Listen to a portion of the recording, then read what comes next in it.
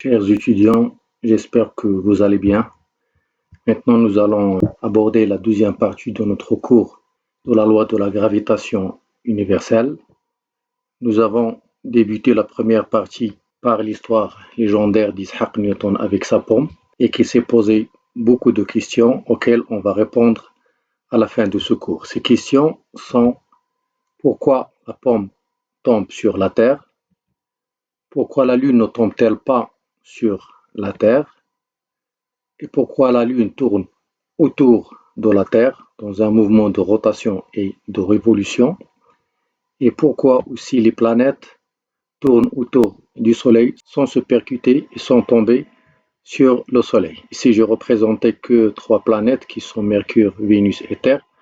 Et on a d'autres dans le système solaire comme Mars, Jupiter, Saturne et autres.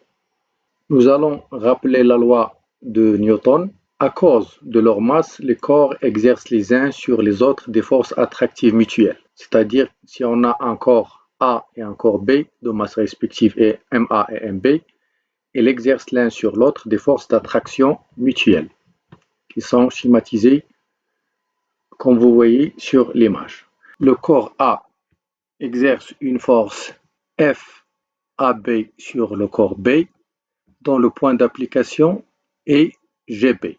Et le corps B exerce une force qui est F de BA modélisée par cette flèche verte dont le point d'application est ici sur A, dont le point d'application est GA, le centre de gravité de A. Donc les points d'application sont GA pour la force F de B sur A et GB pour la force F de A sur B. La direction de ces deux forces est la même, c'est la droite GA, GB.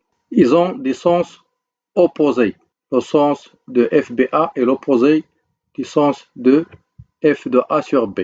Les corps A et B exercent l'un sur l'autre une force de même intensité. F de A sur B est égal à F de B sur A est égal à F. Ces deux forces s'expriment par la formule F est égal à F de A sur B est égal à F de B sur A est égal à G qui est une constante fois la masse de A fois la masse de B sur D carré. Là, il faut faire attention aux unités. Il faut exprimer la masse de A et la masse de B en kilogrammes qui est l'unité internationale du poids. Et D au carré, il doit être exprimé par le mètre qui est aussi l'unité internationale de la longueur. G est une constante. Il est égal à 6,67 fois 10 à la puissance moins 11 newtons fois mètre carré fois kilogramme à la puissance moins 2. Vous voyez que cette intensité de force est proportionnelle aux masses des deux corps en attraction mutuelle et il est inversement proportionnel à la distance qui sépare ces deux corps. On remarque que la force augmente lorsque les masses sont importantes et la force diminue lorsque les masses sont insignifiantes. C'est ce qui est modélisé par le schéma suivant. Vous voyez, lorsqu'on agrandit les masses, les forces deviennent importantes aussi. Et lorsque les masses sont très petites, les forces diminuent aussi. On a vu aussi que l'intensité de la force est inversement proportionnelle à la distance. Donc, vous remarquez que si D augmente, la force diminue et vice-versa. Passons maintenant au poids d'un corps qu'on note P et qui s'exprime en newtons. Faites attention ici, il ne faut pas faire la confusion entre le poids d'un corps qui est une force exprimée en newtons et la masse d'un corps qui est notée M et qui s'exprime en unité de masse qui peut être le gramme, le kilogramme ou toute autre unité de masse. Le poids d'un corps est par définition la force d'attraction universelle appliquée par la Terre sur le corps lorsqu'il est situé à son voisinage. Notez bien, lorsqu'il est situé à son voisinage, c'est-à-dire que la Terre n'exerce pas sa force d'attraction au-dessus d'une certaine hauteur. Et ça est valable pour les petites masses. À l'échelle astronomique, ce n'est pas le cas. Maintenant, calculons le poids d'un corps sur la surface de la Terre, soit un corps S de masse ms et de rayon petit r s, et la Terre avec sa masse mt et son rayon RT. Lorsque l'objet se trouve sur la surface de la Terre, normalement la distance qui sépare le centre de gravité de la Terre et qui est ici et le centre de gravité de ce corps S qui est là et le rayon de la Terre plus le rayon du solide ms. Et on considère qu'un corps de petite taille qui se trouve à la surface de la Terre, son rayon est infiniment petit si on le compare au rayon de la Terre. Donc, on considère que D est égal à R plus 0. Donc, D est égal à approximativement à RT. Et on revient à l'intensité de la force qui s'écrit sous forme de F de la Terre sur l'eau solide, c'est-à-dire la force exercée ou appliquée par la Terre sur l'eau solide, est égale à la constante de gravitation fois la masse de la Terre fois la masse du solide sur le rayon de la Terre au carré. Mais si l'objet ou le corps en question se trouve à une certaine hauteur de la Terre, on peut toujours négliger le rayon de cet objet-là, et qui peut être d'une petite dimension ici, mais on ne peut pas négliger cette hauteur qui peut être importante et peut influencer l'intensité de la force. Donc, la distance entre la Terre et l'objet est le rayon de la Terre plus la hauteur à laquelle se trouvait l'objet attiré par la Terre. L'intensité de la force devient la force appliquée par la Terre sur le solide est égale à la constante de gravitation fois la masse de la Terre fois la masse du solide, le tout sur le rayon de la Terre plus la hauteur, le tout au carré.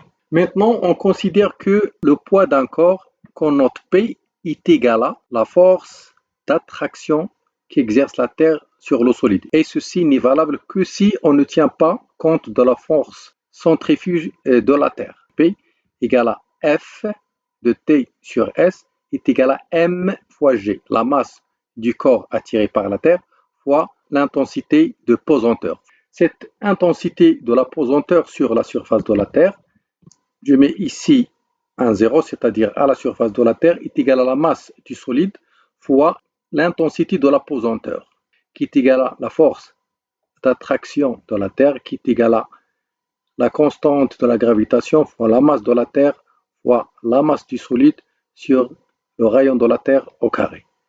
Nous prenons maintenant la masse ms fois G0 est égale à G mt ms sur RT carré, ce qui va nous donner ms fois G0 est égal à G fois mt fois ms sur RT carré. Et vous voyez que dans l'équation, on a des deux côtés ms et ms qu'on peut réduire et avoir le G0 qui est l'intensité de pesanteur à la surface de la Terre est égale à la constante de la gravitation fois la masse de la Terre sur le rayon de la Terre au carré. Si on se trouve à une hauteur h de la Terre, l'intensité de la force est à une hauteur h est égale à ms fois gh est égale à f est égale à g fois mt fois ms, le tout sur le rayon de la Terre plus h, le tout au carré. Et vous voyez ici aussi que dans l'équation des deux côtés de l'égalité, on a ms et ms qu'on peut réduire pour avoir gh est égal à g fois mt, le tout sur rt plus h, le tout au carré. Si maintenant on fait le rapport gh sur g0, gh sur g0 est égal à grand G fois mt, le tout sur rt plus h, le tout au carré, fois l'inverse de ce rapport, fois rt au carré, le tout sur grand G fois mt. Et vous voyez ici, on peut réduire par gmt, et on va avoir G est égal G0 fois RT au carré sur RT plus H, le tout au carré.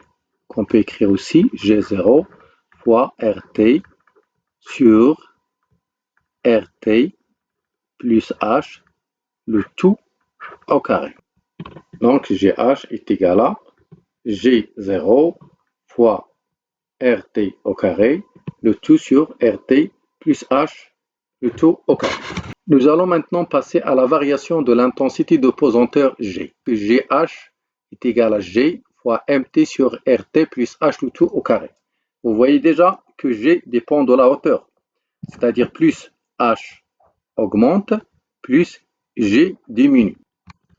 On le voit ici en fonction de la hauteur. Vous voyez ici que le mont Toubkal, dont le sommet se trouvait à une altitude de 4160 mètres a une intensité de pesanteur de 9,787, tandis que Everest, qui dans le sommet se trouvait à 8516 mètres, son intensité de pesanteur est inférieure, c'est-à-dire plus la hauteur augmente, plus l'intensité de la pesanteur diminue. En fonction aussi de la planète. Pourquoi? Parce que on a vu que GH égale à G fois MT, donc il dépend de la masse. Lorsque la masse augmente, automatiquement, G augmente.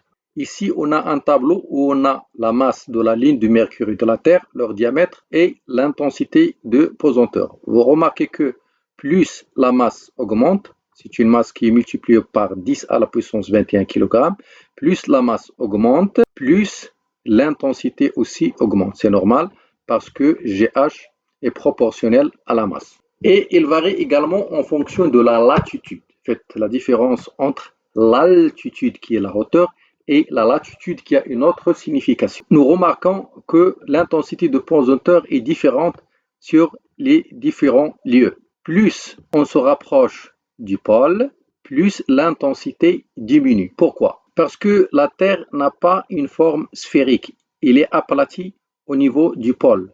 Et vous remarquez que le rayon ici n'est pas le même à l'équateur. À l'équateur, on a un rayon supérieur avec ce renflement équatorial. Donc, si on a R qui augmente, automatiquement, G il va diminuer. Donc, plus on se rapproche de l'équateur, plus on a un G qui diminue. C'est pourquoi on a le G à l'équateur, il est inférieur, il est de 9,785 newtons sur kilogramme. Et à Paris, qui se trouve entre le pôle nord et l'équateur, on a une intensité de pesanteur de 9,81 et au pôle, il est plus élevé parce que le rayon est différent par rapport au rayon vers l'équateur. En conclusion, nous pouvons répondre maintenant à la première question de Lacan. Tout corps S de masse M placé au voisinage de la Terre, c'est-à-dire dans son champ de gravitation, subit une force gravitationnelle exercée par la Terre. La Terre attire la pomme et la pomme attire la Terre, mais compte tenu de la masse énorme de la Terre, c'est sa force qui prédomine et elle attire la pomme vers elle. La loi de Newton est universelle. La Terre attire la Lune et la Lune attire la Terre. Cela est valable aussi pour le Soleil et la Terre et pour le Soleil et les autres planètes du système solaire. Mais là, on a un problème. La Lune ne tombe pas sur la Terre. Elle tourne autour de la Terre et autour d'elle-même, selon un mouvement de rotation et de révolution. Nous allons expliquer ce phénomène. Imaginez lorsqu'on lance un projectile à la surface de la Terre, il va toujours finir par chuter. Sa vitesse diminue, la force de pesanteur le ramène sur la surface de la Terre. Plus la vitesse initiale de l'objet est importante, plus le point de chute est plus éloigné. Mais il finit toujours par tomber sur la surface de la Terre. Pourquoi? La cause du ralentissement de la vitesse de l'objet est le frottement avec les molécules de l'air qui se trouvent dans l'atmosphère. Donc, c'est le frottement avec les molécules qui se trouvent dans l'atmosphère qui ralentissent le mouvement. Et donc, pour qu'un objet puisse conserver indéfiniment sa vitesse, il faut qu'il se déplace dans le vide. Pour que l'objet conserve indéfiniment sa vitesse initiale, il faut qu'il se déplace dans le vide, c'est-à-dire au-dessus de l'atmosphère, là où aucune force de frottement ne vient le ralentir et aucune énergie n'est nécessaire pour maintenir son mouvement. Donc, à une certaine distance de la Terre, avec une vitesse initiale donnée à un corps, on a ce corps qui tourne autour de la Terre sans avoir besoin d'une énergie pour le maintien de son mouvement parce qu'il se déplace au-dessus de l'atmosphère et il ne frotte pas les molécules de l'air qui ralentissent son mouvement et qui affaiblissent sa force de propulsion qui est par la suite prédominée par la pesanteur et ramenée à la Terre. C'est le même principe qui maintient les satellites artificiels en orbite autour de la Terre. C'est le cas aussi de la Lune qui tourne autour du Soleil avec une vitesse de 1 km par seconde ou 3600 km à l'heure. Donc la Lune ne tombe pas sur la Terre grâce à l'équilibre entre les deux forces. La force de gravitation universelle qui qui a tendance à le ramener sur la surface de la Terre, et le mouvement de rotation et de révolution dans l'espace.